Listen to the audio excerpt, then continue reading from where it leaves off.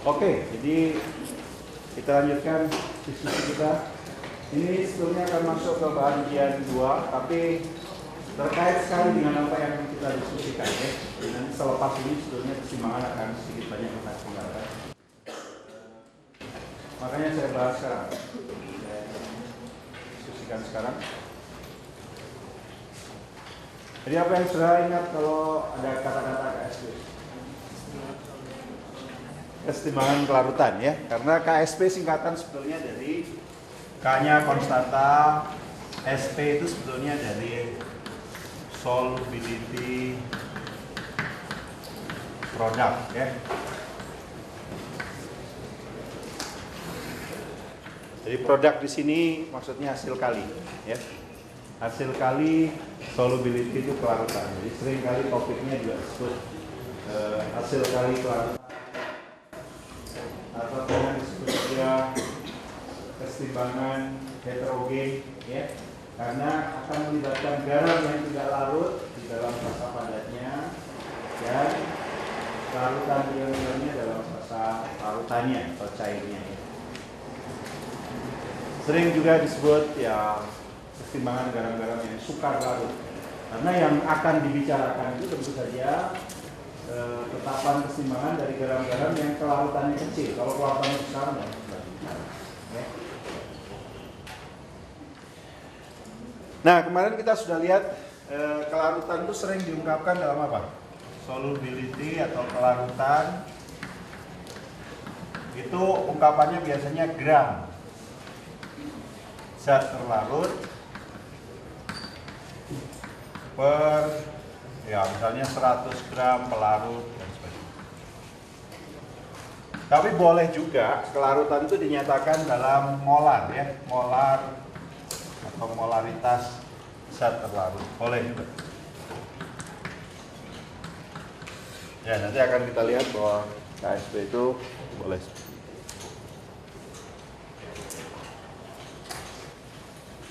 Nah kalau di buku itu dibuka dengan gambar ini. Jadi gambar ini menceritakan ya beberapa vakum itu dibuat dari marmer. Marmer itu sebetulnya zat yang ya kalau airnya cukup asam bisa melarut ya. Dia nggak larut kelihatan sekali, tapi ya sesuatu yang tidak kelihatan kalau lama-lama ya bisa kelihatan. Jadi itu kelihatan tergerusnya mukanya dari waktu ke waktu. Peristiwa sebaliknya bisa terjadi juga ya. Jadi misalnya terbentuknya, kalau sudah pernah dengar istilahnya stalagmit, stalaktit, itu sebetulnya peristiwa kebalikan dari melarutnya ini, melarutnya kalsium karbonat. Jadi mengendapnya kalsium karbonat bisa membentuk ornamen-ornamen di gua itu. Nah, KSP itu sudah diskusi panjang lebar di SMA dulu, jadi saya akan ulang dengan cepat, ya, kita tidak akan terlalu detail. Kemudian nanti kita akan sampaikan hal yang baru, yaitu yang terkait dengan kelarutan oksida dan sulfida, ya, sesuatu yang barangkali sebetulnya perpanjangan atau perluasan dari apa yang sudah pelajari. Pengendapan selektif itu intinya juga aplikasi dari KSP itu. Dulu di kimia itu dipakai untuk menganalisis zat atau ion-ion apa yang ada dalam suatu mineral misalnya. Ya. Nah, kemudian inti dari ini juga adalah kita itu bisa mengubah. Kalau kita ingin zat yang sukar larut bisa larut, atau sebaliknya, ya. Zat yang mudah larut tapi bisa kita buat sukar larut. Jadi inti dari kita belajar tahu mekanismenya itu kalau kita ingin mengatur kita bisa. Ya. Nah ini nanti akan kita lihat bahwa zat yang sukar larut itu kelarutannya kita tingkatkan, misalnya dengan kita bentuk ion kompleks. Ya. Nah itu yang akan kita diskusikan. Jadi ini kemarin kita sudah pelajari. Jadi intinya adalah KSP ya sama seperti perhitungan keseimbangan. Sudah tahu tetapan keseimbangannya, ditanya konsentrasi keseimbangan. Kalau dalam hal KSP berarti saya tahu KSP-nya, saya bisa menentukan kelarutannya. Dan kelarutan itu sebenarnya konsentrasi keseimbangannya. Ya. Di kelarutan molar yang akan kita bicarakan biasanya solubility itu dalam menyatakan kelarutan molar. Ya hubungannya dengan tetapan keseimbangan. Kalau tahu tetapan keseimbangannya bisa nulis reaksi keseimbangannya dan tetapan keseimbangannya, pasti kita bisa menentukan konsentrasi zat dalam keseimbangan. Atau sebaliknya, kelarutannya diketahui, pasti KSP-nya bisa kita hitung. Ya, prosedur yang kemarin kita sudah diskusikan panjang lebar. Jadi ini misalnya, ya, kan sudah pernah belajar ini. Berapa kelarutan molar AgCl pada 25 derajat Celcius? Diketahui KSP AgCl adalah 1,8 kali 10⁻⁻10. Ya. Nah, sudah pernah tuliskan AgCl. Keseimbangannya adalah seperti ini kan? Ag plus Ag plus. Sehingga KSP itu atau tetapan keseimbangan dari reaksi keseimbangan kelarutan ini adalah ya konsentrasi Ag plus kali konsentrasi dalam keseimbangan. Ya. Ini tidak muncul karena konsentrasinya selalu konstan kan? Sudah punya 1 gram, misalnya kalau kerapatannya adalah misalnya 13 gram per cm kubik, kalau punya 13 gram 1 cm kubik. Kalau punya 26 gram ya 2 cm kubik. Jadi selalu konsentrasinya tetap ya. Jadi tidak usah masuk diserap di sini. Nah, jadi seperti biasa saya buat tabel AIS-nya atau ABS-nya. Awalnya di sini ada sejumlah tertentu ya. Sejumlah tertentu katakanlah A 0 0 melarut sebanyak misalnya biasanya S ya solubility. Nah, di sini pasti S. Jadi saat timbang ini masih jumlah besar gitu ya. A min S tapi besar dan tidak akan masuk dalam tetapan keseimbangan. S sehingga KSP itu sama dengan S kuadrat. Sehingga S sudah bisa cari adalah akar kuadrat dari KSP. Ya, mudah ya. Jadi ini sudah pelajari, dan kalau akar kuadrat dari 1,8 itu berarti berapa? Maka S sama dengan ya dihitung ya. Kalkulator saya.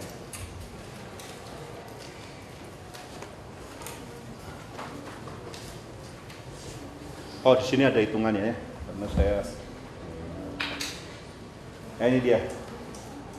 1,3 kali 10⁻⁵ molar. Ya, sudah. Itu yang sudah cari. Ya, jadi itu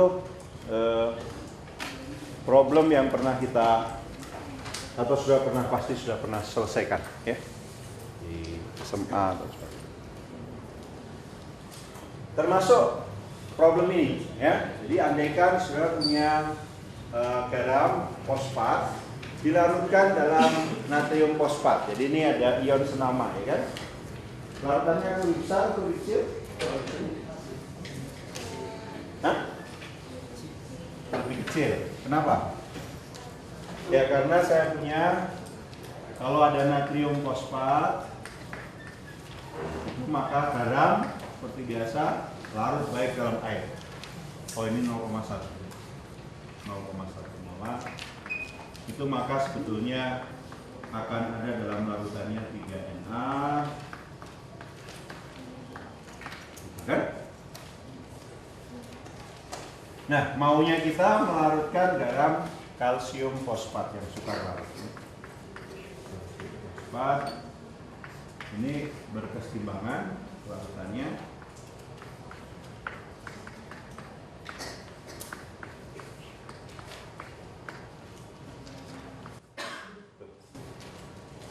Ya, nah jadi ada ion senama kan? Seperti biasa, keseimbangan kalau diganggu, saya punya keseimbangan ini saya tambahkan salah satu produk, maka keseimbangan bergeser. Jadi tadinya larut ke kanan, tapi karena ada fosfat ini jadi sukar larut.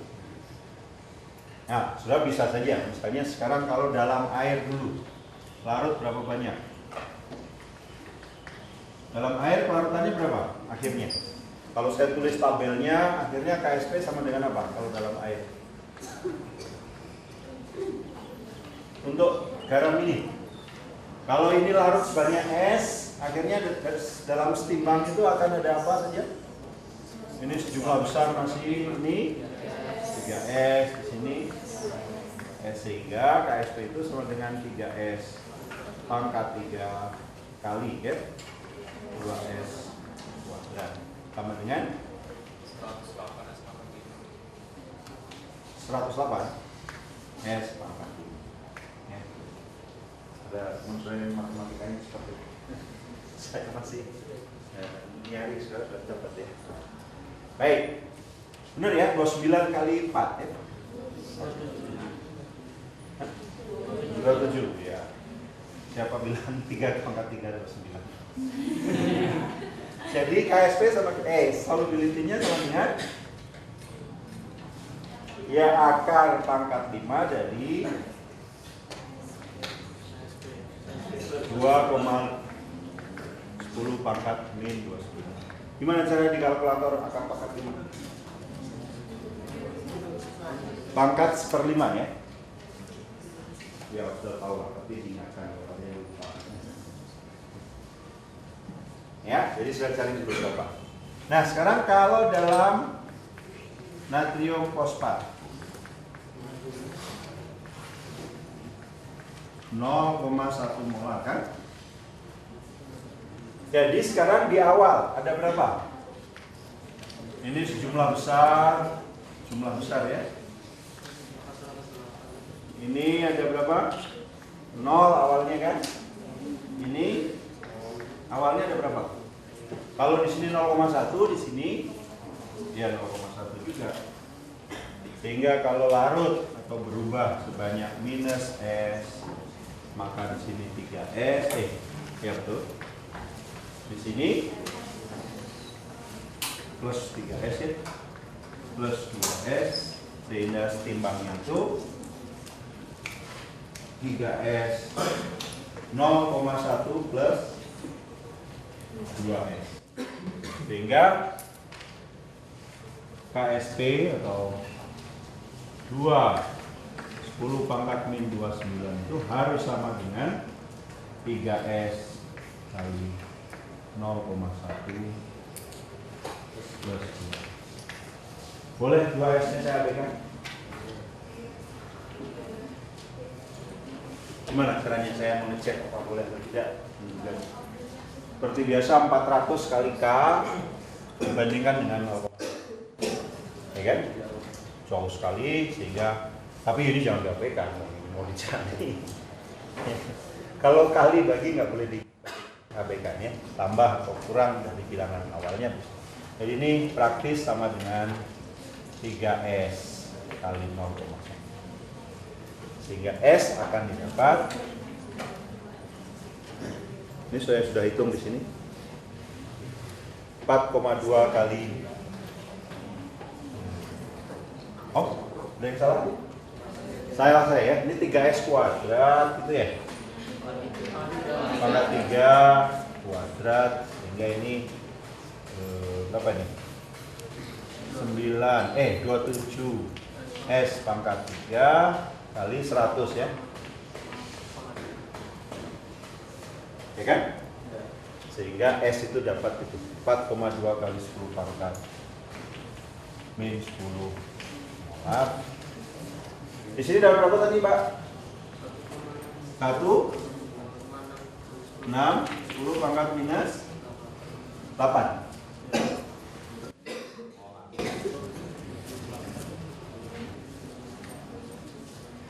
Nah, sudah lihat itu ya. Jadi tambah kecil kan? Kalau di air itu larut sebanyak 1,6 kali 10 pangkat minus 8 molar. Kalau di natrium fosfat jadi tambah kecil. Logis kan? Karena ada ion 6 ya, sudah ada fosfat di dalamnya, jadi dia semakin suka larut. Nah, ini semua sudah pelajari kan, Bro? Jadi saya seperti ulang tadi. Sudah harus ingat. Dan harus bisa. Oke.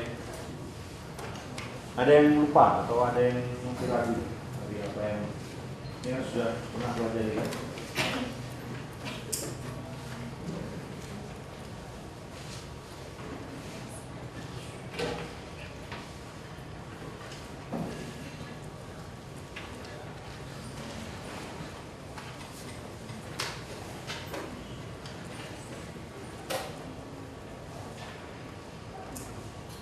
Nah itu nilai-nilai KSP dari beberapa garam ya, jadi tidak akan ditanya. Kalau ditanya ya sudah akan dikasih datanya, tidak untuk dihafal. Jadi kalau kita lihat garam-garam yang sukar larut, halida dulu sudah kita pelajari ya. Halida itu biasanya timbal, perak, itu yang sukar larut. Kalau hidroksida itu dan seterusnya ya, karbonat dan seterusnya.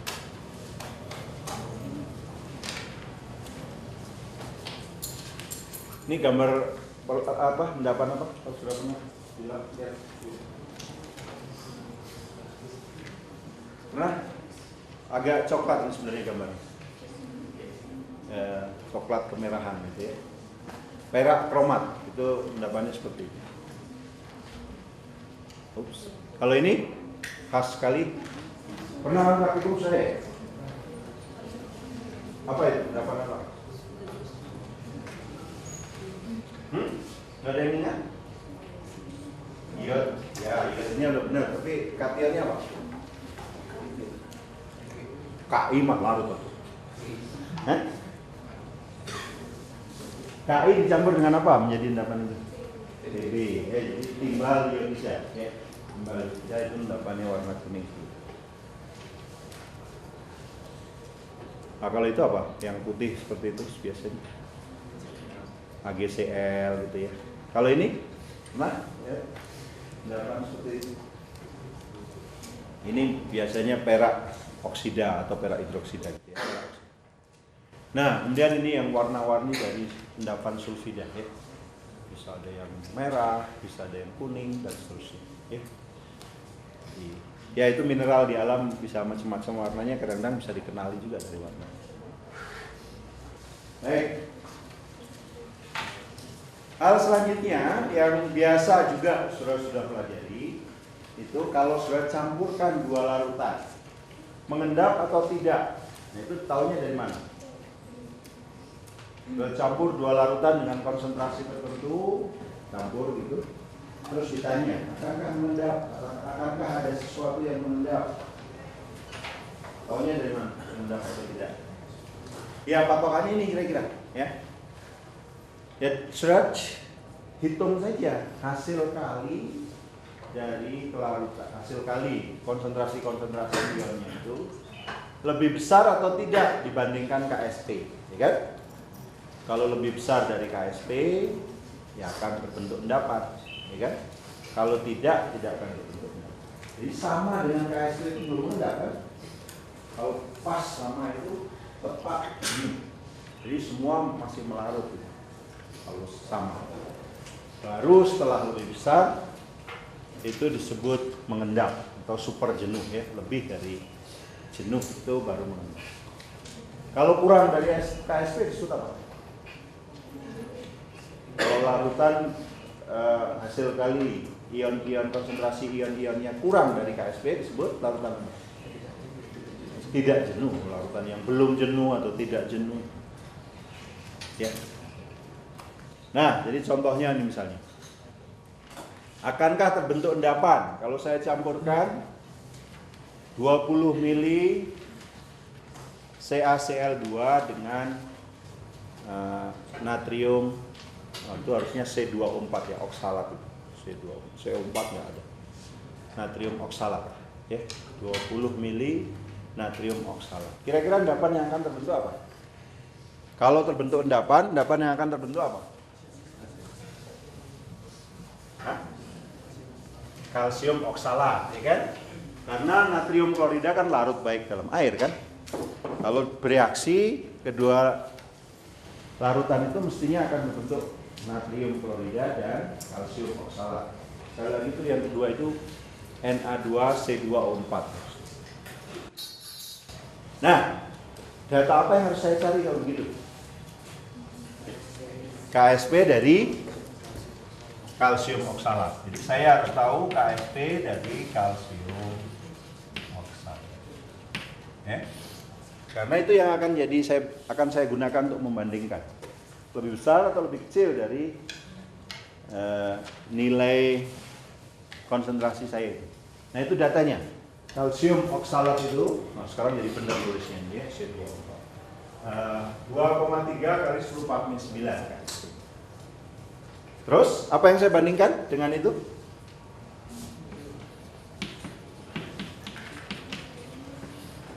Saya bandingkan konsentrasi dari Ca yang saya punya dengan apa? Oksalat yang saya punya. Ya kan?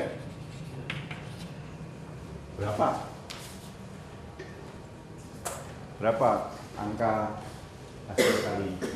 Ya. Berapa itu? Kalau saya hitung konsentrasi Ca sama dengan berapa angkanya? 20 mili 0,1 saya campur dengan 20 mili yang lain, ya kan? Berarti konsentrasi Ca-nya 0,1 dibagi 40, ya kan? Kali 20 nih ya. Ya kan? Karena 20 mili, jadi seolah-olah diencerkan 2 kali, ya kan? Pasti menjadi separuhnya konsentrasinya kan? 20 mili dicampur 20 mili, Ca-nya segitu. Jadi ini konsentrasi Ca-nya tuh, konsentrasi oksalatnya berapa? Sama ya, diencerkan 2 kali. 0,01 kali 20 dibagi 40. Jadi ini 0,05 kali 0,005 gitu ya. Betul? Ya kan? Karena masing-masing diencerkan 2 kali dalam molar. Lebih besar atau lebih kecil hasilnya daripada KSP-nya? Ini 2,5 ya, atau 25. 10 pangkat min 2, 10 pangkat min 3, jadi 10 pangkat min, atau 2,5, 10 pangkat min 4, jauh lebih besar daripada KSP. Jadi pasti terbentuk endapan, ya, ya, kan jauh lebih besar dari KSP kan. KSP-nya 10 pangkat min 9, ini 10 pangkat min 4, 10.000 lebih besar terbentuk endapan. Nah, coba ini sekarang. Sekarang kalau saya sampaikan Pb nitrat dengan kalsium klorida, apa yang akan terbentuk? PbCl2, ya. Jadi saya cari nilai KSP dari PbCl2. Saya beri ini. Ya. Sekali lagi, kita bandingkan hasil kali konsentrasi zatnya itu dengan KSP-nya. Gimana hasil kalinya? Dalam hal ini berapa konsentrasi Pb-nya? Berapa? 0,05 lagi ya, atau 5 10 pangkat minus 2 molar. Terus Cl-nya? Nah, sekarang hati-hati, Cl minusnya berapa? Nah, ini diencerkan 2 kali lagi, tapi setiap 1 molar CaCl2 itu menghasilkan 2 Cl, ya kan?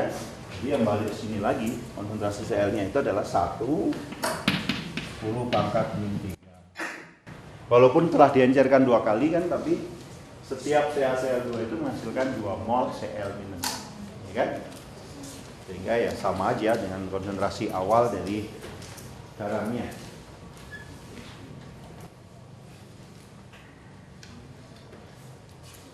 Nah, sudah bandingkan, tapi sekarang membandingkannya Pb kali konsentrasi Cl minus kuadrat. Ya, jadi ini yang belum tentu sama dengan KSP itu ditulisnya Q seperti biasa dulu. Tetapan kesetimbangan yang bukan pada kesetimbangannya atau belum tentu pada kesetimbangannya, kita tulis Q dulu. Q sama dengan 5 10 pangkat min 2, 1 10 pangkat min 3, kuadrat 5 10 pangkat min 6, min 8. Nah, seperti dulu, walaupun sebetulnya ini punya molar, K akhirnya itu tidak bersatuan. Karena sebetulnya ketika sudah mengalihkan ini, alhamdulillah, maaf. Ini sudah saya bagi dengan molar dulu. Jadi ini ketika membuat tetapan kesetimbangan ini memang tidak bersatuan. Ya. Mengingatkan, sudah pernah kita jelaskan waktu itu.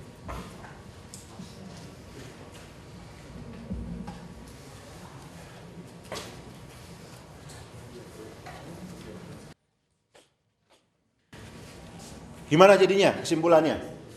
Ini yang penting kesimpulannya tadi kan terbentuk endapan. Di sini tadi terbentuk, saya sudah ucapkan tapi saya lupa tulis. Kalsium oksalat.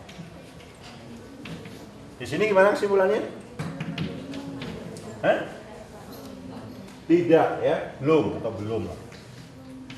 Atau tidak ya, sudah dicampurkan tapi tidak terbentuk ya berarti tidak. Kan kita tidak berharap akan terbentuk endapan ya. Tidak.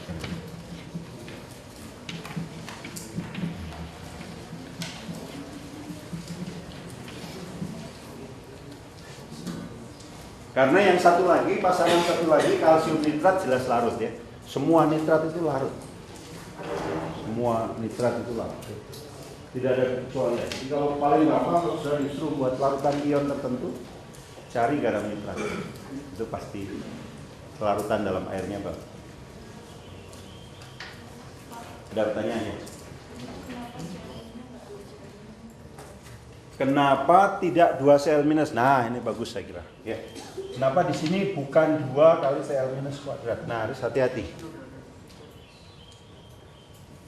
Jadi bedakan kasus di mana gini.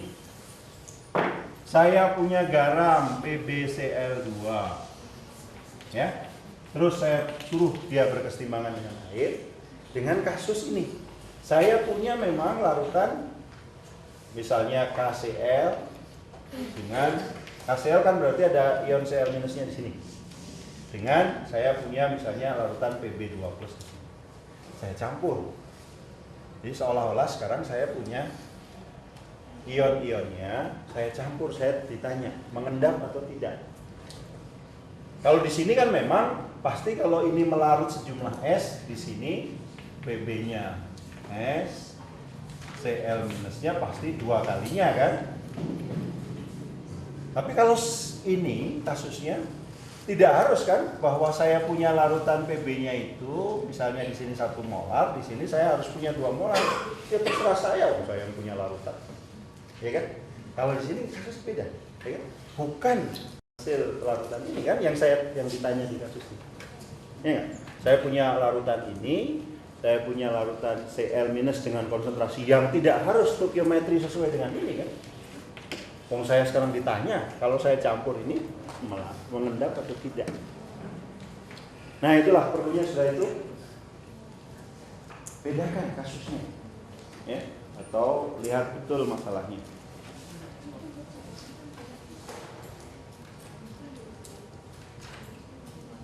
Saya yakin kalau sudah sering baca di ini kan, jadi ya pasti akan bisa, ya, nggak bingung satu sama lain. Ya.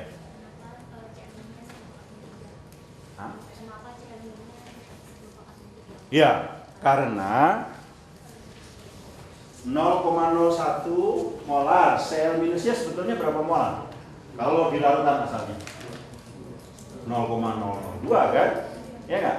Ketika diencerkan atau ini kan diencerkan sebetulnya 10 saudara campur jadi 20 mili kan larutannya jadi kan?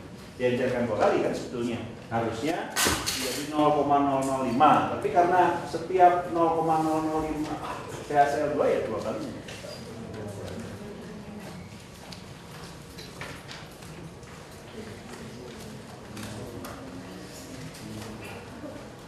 Ya, itu jangan bingung lagi itu kalau sudah lihat baik-baik berpikir. Nah itu kadang-kadang Kuncinya kalau di ujian kan sudah mungkin dorongan untuk cepat selesai juga dan sebagainya, sehingga kalau tidak dibiasakan ya lupa hal-hal seperti itu dan fatal akibatnya ya.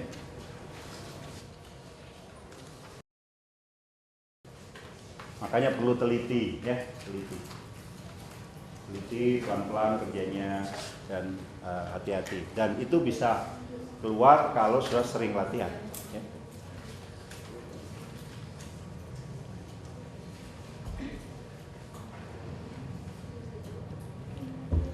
Silakan kalau ada pertanyaan dulu sebelum saya lanjutkan, ini topik baru.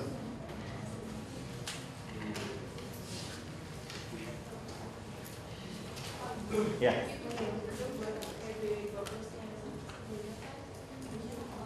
Betul. Saya balik ke sini dulu. Oke. PB2+-nya itu kan kalau PB nitrat itu 0,1 molar PB nitrat. Ion PB-nya pasti 0,1 di larutan asal. Setelah saya encerkan 2 kali karena saya campur dengan larutan kedua itu, ya jadi separuhnya. Tapi kalau nitratnya ya tetap aja 0,1 walaupun sudah diencerkan. Ya nggak harus. Ya kalau jadi 2 kalinya terus ini tidak berubah ya sama. Tapi kalau enggak ya sudah hitung. Jadi oke lah, ini main-main balik ke zaman dulu. Andaikan saya rubah lah sekarang supaya ini kita yakin. Jadi 10 mili PB nitrat sekarang saya ganti. Ditambah ini 0,1 tadi ya. Ditambah misalnya 90 mili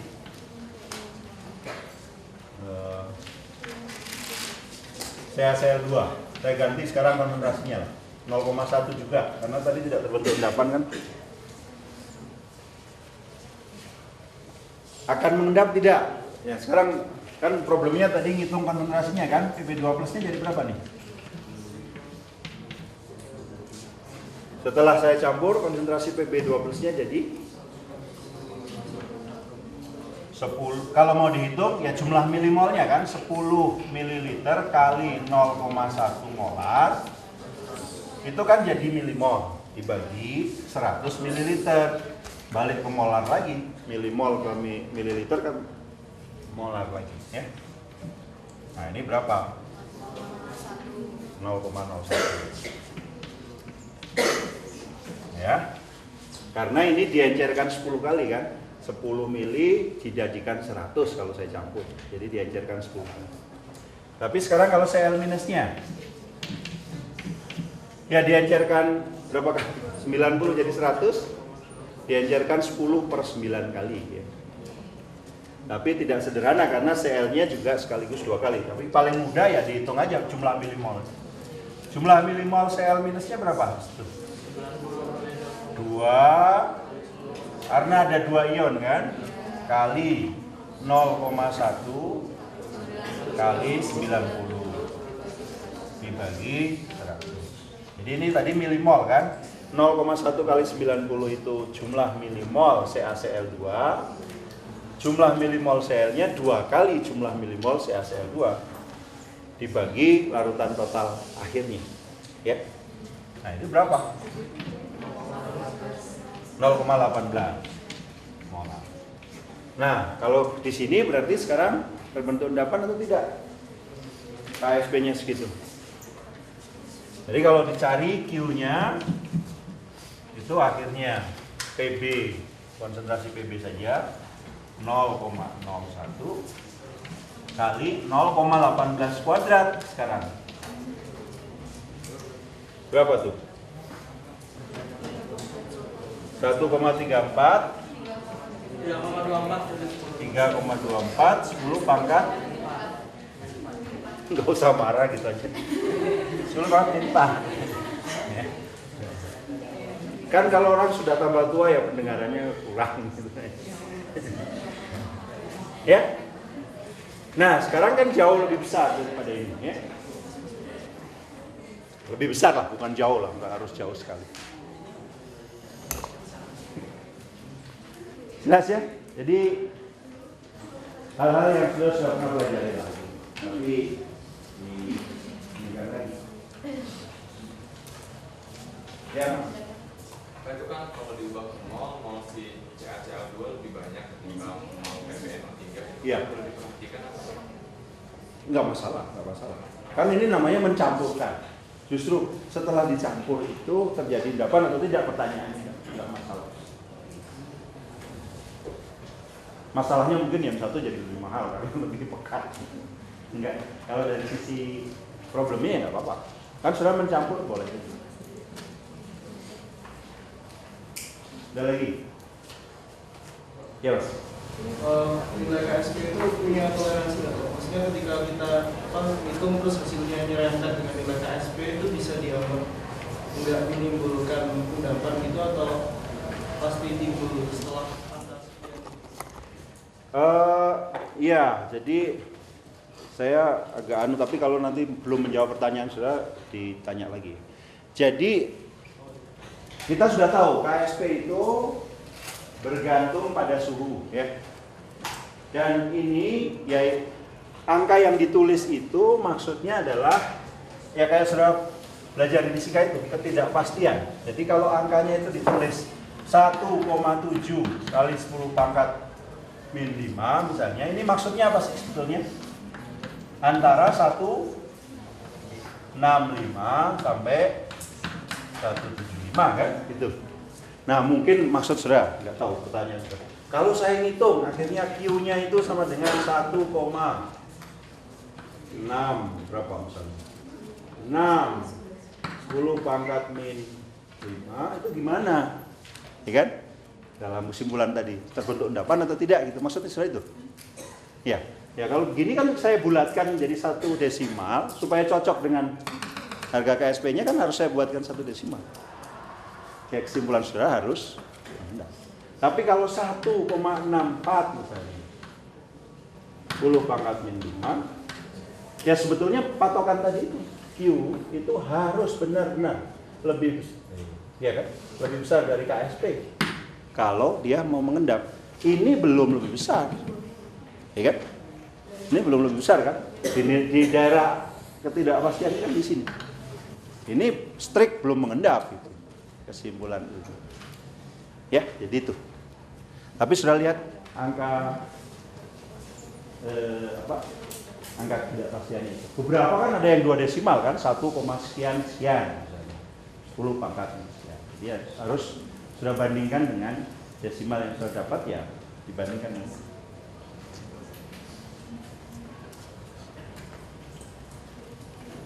ada lagi?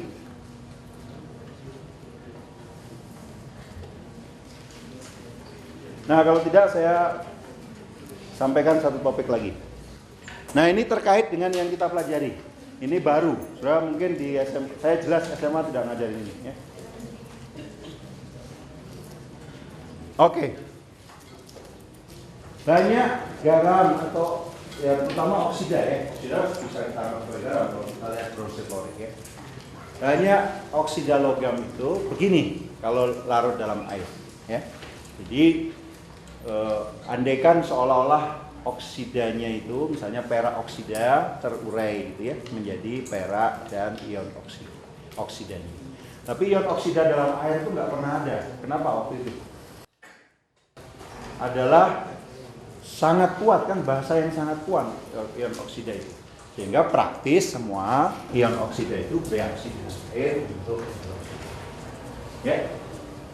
Sehingga ya kalau saya punya suatu oksida dalam air itu sebetulnya KSP-nya tidak sesederhana yang pertama ini. Jadi KSP-nya adalah ini sebetulnya. Oke. Plus untuk 2. Ya. Nah itu kaitannya dengan asam basa yang sudah kita pelajari kemarin. Ya. Ya, jadi itu sebetulnya. Nah, biasanya yang sudah ditabel-tabelkan di dalam handbook ya sudah memperhitungkan itu. Tapi sudah harus ingat bahwa kalau ion oksida itu tidak larut dalam air saja, tapi sebenarnya segera bereaksi karena dia basa yang sangat kuat, reaksi dengan air untuk hidroksida. Ya. Nah, satu lagi selain oksida itu ion sulfida juga begitu. Ion sulfida kan berasal dari asam sulfida yang merupakan asam lemah. Sulfidanya berarti basa kuat, ya. Jadi bereaksi juga tuh sulfida. Dan akhirnya membentuk seperti ini. Ya. Jadi kalau saya punya perak sulfida katakanlah dilarutkan dalam air, sebetulnya KSP-nya itu terlebih terkait dengan reaksi ini, bukan reaksi yang pertama. Karena ion sulfida dalam air tidak ada. Ya, ion sulfida dalam air segera bereaksi membentuk dan seterusnya. Ya. Nah, sekali lagi KSP sulfida yang ditabelkan ya sudah memperhitungkan. Ya. Berkaitan dengan itu, nah sekarang ini agak pindah sedikit topiknya ya. Kalau tadi dalam air, sekarang dalam asam. Apa yang terjadi dengan garam sulfida atau sulfida lah gitulah ya sekarang. Sulfida atau oksida itu katakanlah kalau dalam asam. Ya. Nah, sekarang kalau dalam asam misalnya ZNS. ZNS ya ini penguraiannya biasa, sekali lagi ion sulfida itu tidak ada dalam air. Kalau ada asam ya dia bereaksi dengan asam. Kalau ini masih lebih kuat lagi asamnya, masih punya kekuatan asam, masih bisa bereaksi lagi dengan asam lagi. Ya, kekuatan asam basanya masih ada, bereaksi dengan asam lagi menghasilkan. Ya. Dan bisa itu berlangsung. Ya, sehingga kalau dalam asam, tetapan kesetimbangan kelarutannya itu dikasih subtitle E, asam atau acid. Bukan spa tempat sudah treatment ya, tapi ini spa KSP dalam acid, dalam asam. Dan tanpa solubility product.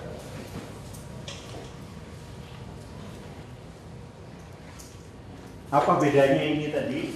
Kalau di sebelumnya itu saya tulis KB, kenapa di sini saya tulis seper Ka2? Kalau di situ kan saya tulis KB nih ya. S2 minus ini KB. Kalau di sini kenapa saya tulis seper Ka2? Apa bedanya reaksi yang ini tadi dengan yang sebelumnya? Yang tadi itu bereaksi dengan air, kalau yang di sini dengan asam. Jadi itu kebalikan betul-betul kan dari reaksi disosiasi asam basanya. Ini kebalikan dari ini harusnya Ka1-nya justru ya. Oh ini ini benar Ka2, yang ini seper Ka1. Ya kan? Jadi yang ketiga kesetimbangan yang ketiga itu kan memang, atau kalau sudah ingat H2S itu adalah asam diprotik. Jadi kesetimbangan pertamanya adalah, kalau mau singkat begini ya, ini Ka1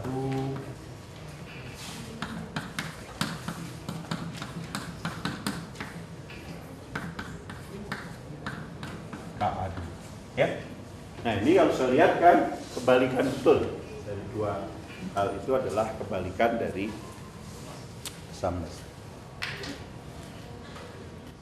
Nah itu ditabelkan juga. Jadi misalnya contohnya saya berikan di sini ada KSP-nya, angka KSP-nya, tapi ini yang dalam air tadi ya. Ini yang dalam air biasa, tapi ini dalam asam. KSP dalam asam. Nah, sudah lihat dalam asam itu rata-rata gimana?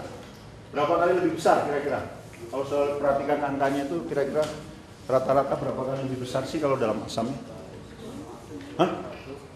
2. Ini nih 1 10 pangkat 26, di sini 1 10 pangkat 5. 20 kali 10 pangkat 20 kali lebih besar ya rata-rata ya. Ya kan? Kira-kira 10 pangkat 20 kali lebih besar. 10 pangkat 20 itu besar sekali kan? Berapa kali tuh? 10 pangkat 20 kali lebih besar. Ini kayak punya uang terus dikalikan. Ya. Ya beda endapan, ya beda struktur kristal endapannya. Ada yang warnanya pink, ada warnanya hijau, dan keduanya itu beda struktur kristal yang mengakibatkan KSP itu. Ini kan kayak gini, ada yang strukturnya apa, padatannya berstruktur beta, rumusnya sama. Jadi misalnya kayak grafit dengan intan, itu kan karbon juga, tapi bentuk kristalnya beda. Nah ini juga MNS itu yang satu dikasih nama bentuk pink, yang satu bentuk hijau atau warna hijau. Kalau ZNS yang satu alfa, yang sering dipakai sebenarnya alfa beta itu.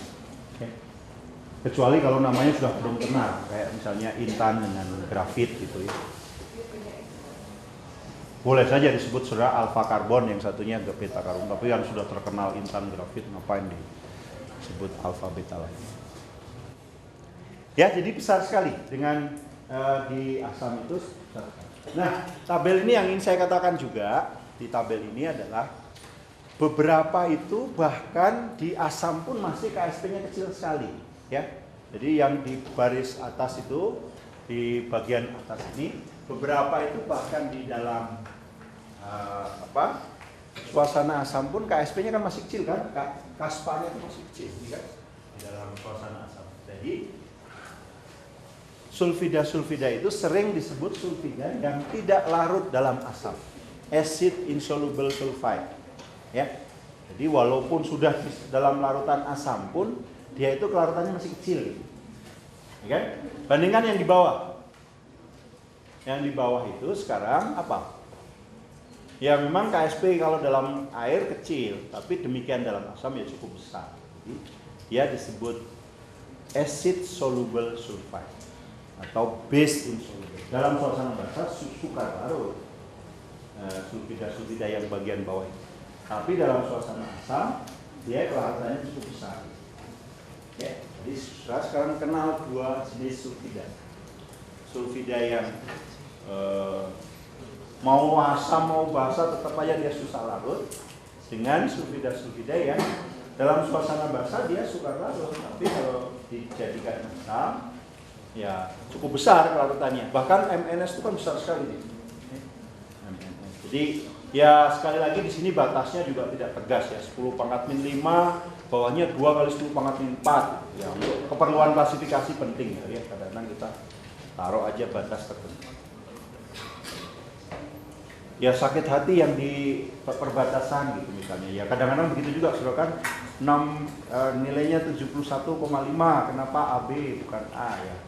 Pada suatu waktu itu kita memang kadang-kadang harus tega juga gitu. Karena kalau tidak tega misalnya 71,5, udah nih saya kasih A. Terus nanti yang 71,4 bilang, saya kan 71,4 Pak. Terus nanti kalau 71,4 saya turunkan lagi, yang 71,3 nggak selesai-selesai. Ya, semua jadi A aja. Semua happy tapi saya yang tidak happy jadinya. Ya, jadi ya kadang-kadang keperluan klasifikasi perlu juga kita. Baik.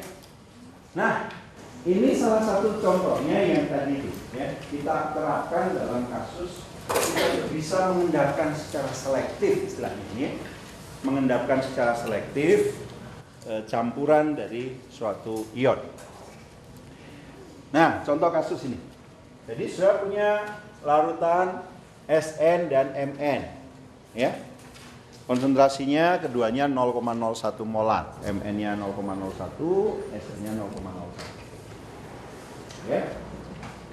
Kemudian disebut itu dijenuhi dengan H2S, sehingga H2S-nya itu konsentrasinya 0,1.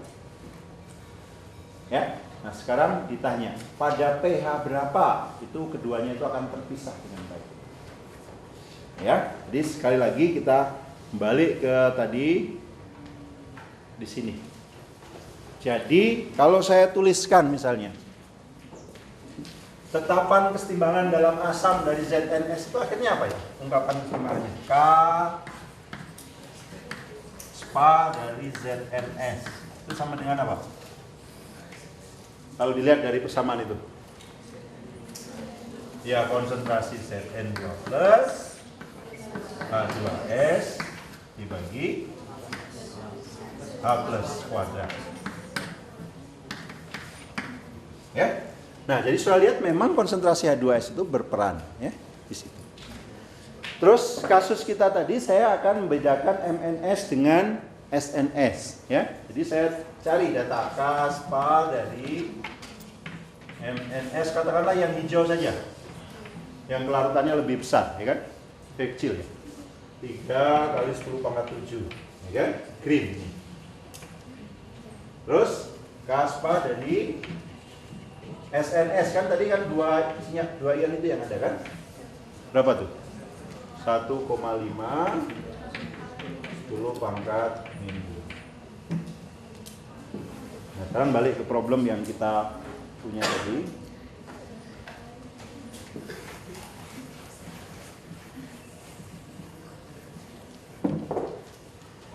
Kalau saya punya MN-nya 0,1, SN-nya 0,01, H2S-nya itu 0,1, pada pH berapa? Keduanya itu terpisah dengan baik. Terpisah dengan baik itu gimana caranya? Atau sekarang sebelum itu, kalau diendapkan, mana yang duluan mengendap? Hah? SNS atau MNS yang duluan mengendap? SNS, karena pada konsentrasi kecil saja, ini sekarang saya ganti ini dengan M ya, logam umum gitu.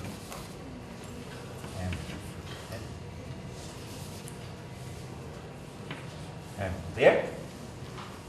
M-nya bisa SN.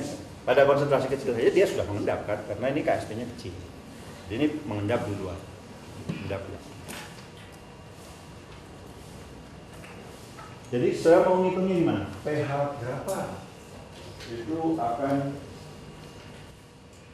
Sekarang kalau dari sisi pH, pada pH yang lebih lebih misalnya lebih basah atau pH lebih tinggi ya, pH lebih tinggi mana yang mengendap? Kalau andaikan semuanya sama, pada pH yang lebih tinggi yang mana yang mengendap? Yang tadi, yang lebih larut dalam asam adalah yang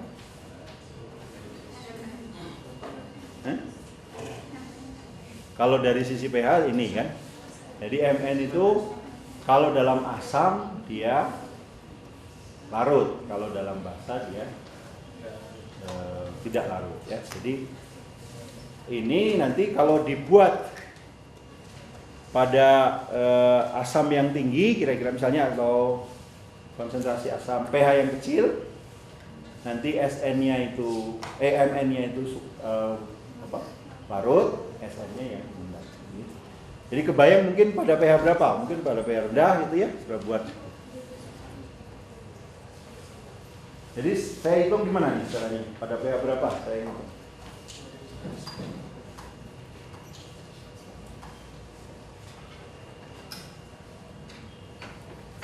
Ada yang punya usul?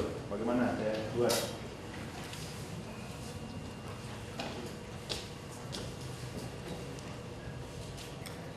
Atau misalnya begini boleh juga kan? Kalau tepat memenuhi KSP, tepat memenuhi KSP itu kalau untuk MNS pada pH berapa? Pada pH gimana hitungnya? Nah, ya tinggal dihitung kan, KSP dari MNS itu adalah 3 kali 10 pangkat 7 itu sama dengan 0,01 kali H2S-nya 0,1. Nah ini saya bisa hitung H kuadrat. Ya, jadi berapa ini?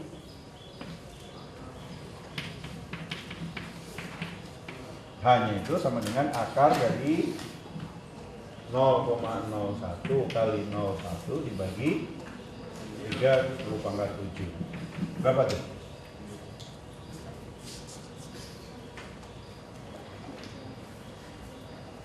Sementara kalau SNS itu 1,5 10 pangkat min 5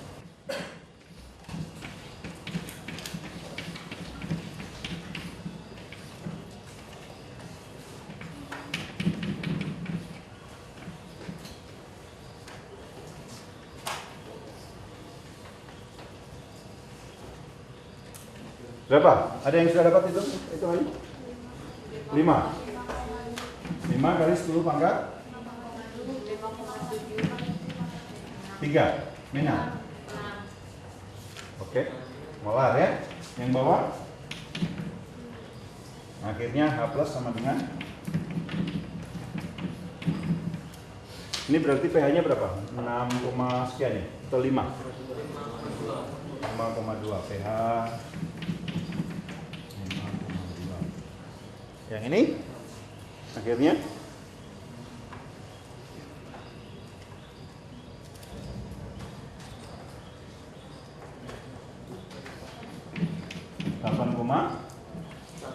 satu 10 pangkat ini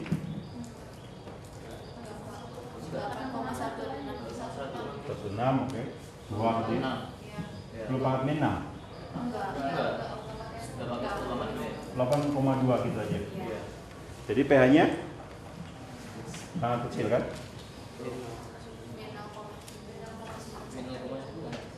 0,1 berarti 0,91 ya, 1. Oh minus ya, pH yang sangat asam lartan.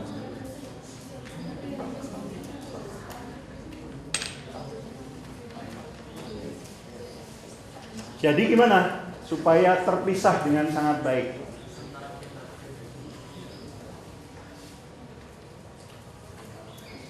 Antara pH itu atau gini.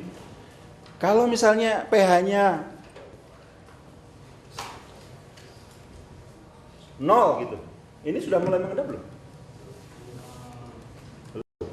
Tapi ini mungkin jaminan sudah mengendap semua kan?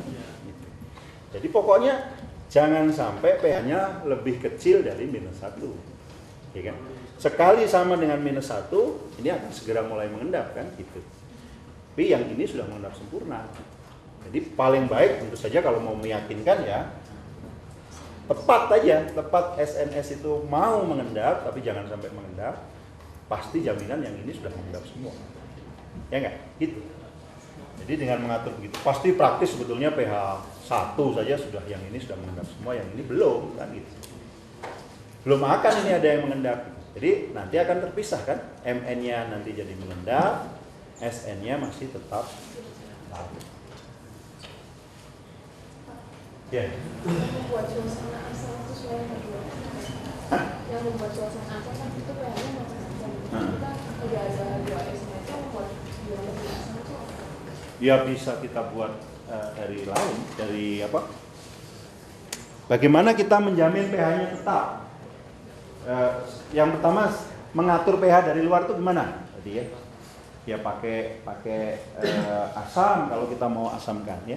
Tapi kemudian pertanyaan selanjutnya bagaimana menjamin, karena ada H2S di situ, bagaimana menjamin konsentrasi H plusnya tetap di daerah sekitar situ ya, buffer kemarin. Ya, jadi setelah kita tambahkan asam ya kita buffer pakai buffer tertentu supaya pH-nya tetap di daerah. Tapi untuk keperluan kita ini hanya sudah ditanya pada pH berapa itu sudah terpisah sempurna. Oke. Atau baik untuk melakukan pemisahan sempurna. Ada isu yang lain, pertanyaan yang lain?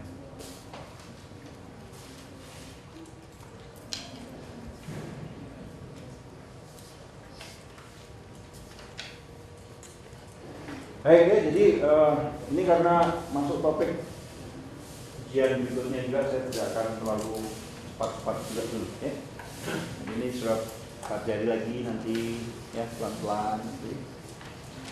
Nah, untuk 1 jam berikutnya atau kira 40 menit berikutnya itu ada kesempatan sudah untuk berlatih problem. Yang akan saya berikan ini kebetulan ada soal quiz yang kalau nilai sudah bagus bisa untuk membantu nilai ujiannya nanti. Kalau kurang ya untuk latihan ya. Selalu kalau saya prinsipnya ya, jadi kalau saya bisa bagus nilainya bisa membantu